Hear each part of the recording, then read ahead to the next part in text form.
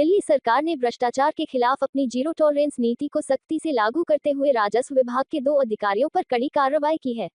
मुख्यमंत्री रेखा गुप्ता के निर्देश पर कापसहेड़ा के सब रजिस्ट्रार और मेहरौली के तहसीलदार को तत्काल प्रभाव से निलंबित कर दिया गया है। ये कार्रवाई उनके खिलाफ लगातार मिल रही शिकायतों और भ्रष्टाचार से जुड़े गंभीर आरोपों के आधार पर की गई है। नववर्ष पर गरीबों को फ्लैट की चाबियां मिलने की तैयारी है। मुख्यमंत्री रेखा गुप्ता ने कहा कि सरकार आर्थिक रूप से कमजोर वर्ग को केवल घर ही नहीं, सम्मानपूर्ण जीवन देने के लिए प्रतिबद्ध है। सावदा घेवरा में 2500 फ्लैटों की मरम्मत के लिए 27.50 करोड़ रुपए स्वीकृत किए गए हैं और अगले वर्ष से आवंटन शुरू होगा। दिल्ली सरकार पहली बार 3 दिवसीय दिल्ली शब्दोत्सव 2026 आयोजित करेगी। ये कार्यक्रम 2 से 4 जनवरी तक मेजर ध्यानचंद स्टेडियम में होगा, जिसमें 100 से अधिक लेखक और विचारक शामिल होंगे। प्रवेश निःशुल्क रहेगा और यह सांस्कृतिक साहित्यिक महोत्सव शहर में नई पहचान देगा। शासन व्यवस्था को पारदर्शी व जवाबदेह बनाने के लिए दिल्ली जल्द ही आईआईटी कानपुर के सहयोग से एआई आधारित intelligent grievance monitoring system launch करेगी। इससे शिकायतों के निपटारे की गति बढ़ेगी और सरकारी कामकाज की रियल टाइम निगरानी हो सकेगी। राजधानी में वायु गुणवत्ता बेहद खराब श्रेणी में दर्ज की गई। सीपीसीबी के अनुसार एयर क्वालिटी इंडेक्स 401 रहा, जो गंभीर स्थिति दर्शाता है और कई इलाकों में ये 400 से भी अधिक रहा। प्रदूषण और जनस्वास्थ्य पर चिंताओं के बीच प्रदेश कांग्रेस ने संवाद से समाधान विषय पर लोक संसद आयोजित की।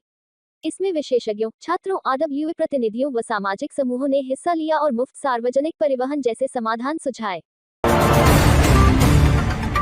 दिल्ली में बढ़ते प्रदूषण पर आम आदमी पार्टी ने भाजपा शासित एमसीडी और सरकार पर आरोप लगाए। आप संयोजक सौरभ भारद्वाज ने कहा कि बॉर्डर टोल प्लाजा प्रदूषण के हॉटस्पॉट हैं, फिर भी इन्हें बंद नहीं किया जा रहा।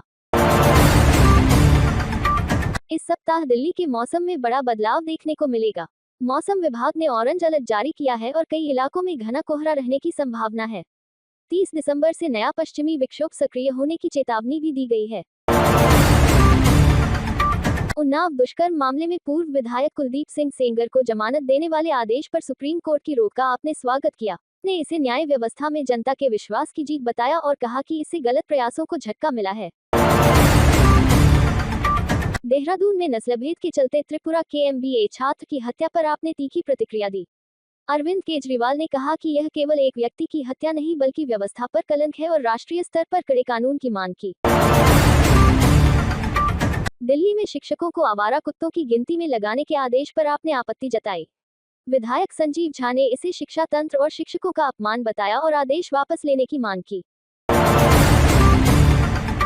आईआईटी दिल्ली के प्लेसमेंट में इस वर्ष 1275 छात्रों को जॉब ऑफर मिले।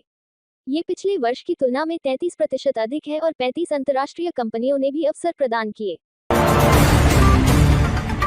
पत्राचार विद्यालय के लिए शिक्षा निदेशालय ने नोटिस जारी किया। कक्षा 10वीं और 12वीं के छात्रों के लिए पीसीपी कार्यक्रम 1 जनवरी से 15 जनवरी तक आयोजित किया जाएगा। हंगरी के सेगलेड में आईकेएमएफ वर्ल्ड केटलबेल मैराथन चैंपियनशिप 2025 में भारतीय टीम ने शानदार प्रदर्शन किया। 22 देशों के बीच मुकाबले में भारत ने 25 पदक जीते और 9 महिला खिलाड़ियों की मौजूदगी के साथ महिला शक्ति का मजबूत प्रदर्शन किया। मॉडल टाउन में 11वीं कक्षा के छात्र की ऊपरी मंजिल से गिरकर मौत हो गई। छात्र दोस्तों के साथ घूमने आया था और प्लास्टिक शेड पर चढ़ने से शेड टूट गया, जिससे हादसा हुआ। उत्तम नगर में एक कार ने महिला को टक्कर मार दी, जिससे महिला की मौत हो गई। वह बस का इंतजार कर रही थी और घटना के बाद चालक कार लेकर फरार हो गया। पुलिस ने मामला दर्ज कर पहचान करने की प्रक्रिया शुरू की है। शास्त्री पार्क की अवैध कार पार्किंग में आग लगने से कई वाहन जल गए। दमकल की 8 गाड़ियों ने मौके पर पहुंचकर आग पर काबू पाया और स्थिति सामान्य की।